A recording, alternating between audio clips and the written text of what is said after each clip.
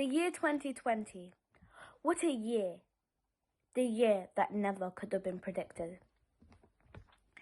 2020 has come as a big surprise for all humans, regardless of age, colour, gender, or religious beliefs. This particular year is very special. It's the start of a decade. I want to start by asking you some questions.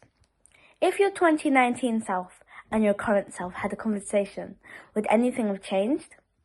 What lessons have COVID-19 taught us as a generation?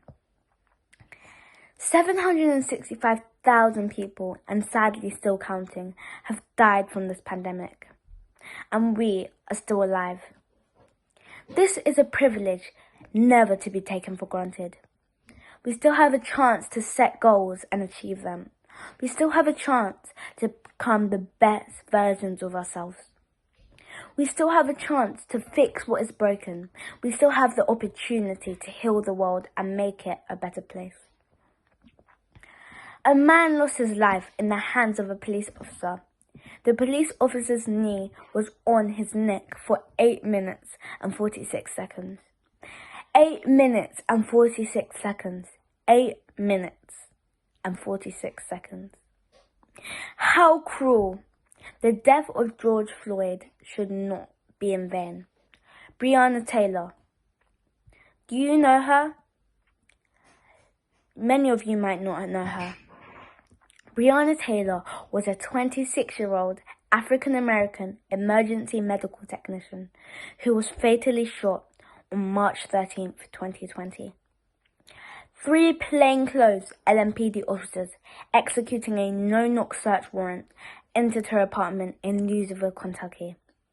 The LMPD officers fired over 20 shots. Taylor was shot 8 times. The police that murdered her still haven't been arrested. Year 2020. In the first months of quarantine, my family didn't step out of the house. I still can't believe that could ever be possible, but true story. We bought an additional freezer to stock up on food when lockdown was announced. There was no need to shop for food for about a month. We later discovered the art of online grocery shopping.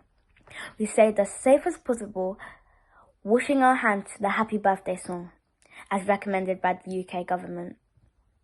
I remember when my brother caught a cold and I thought it was COVID-19.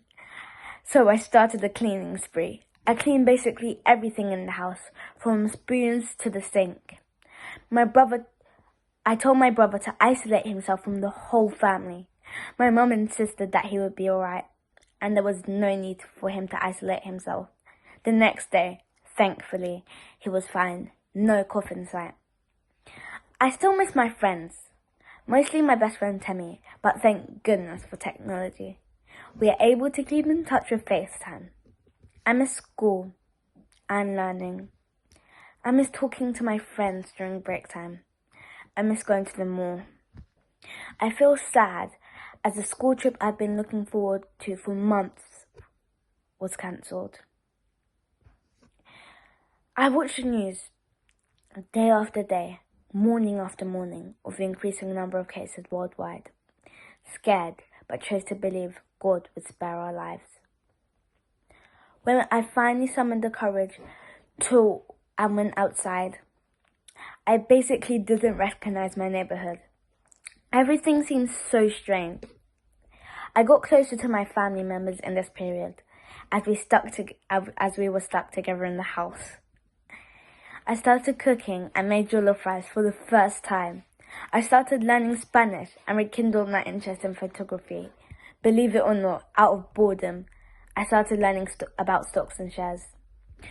COVID-19 gave me the opportunity to make friends around the world virtually. I started self-taught guitar lessons online.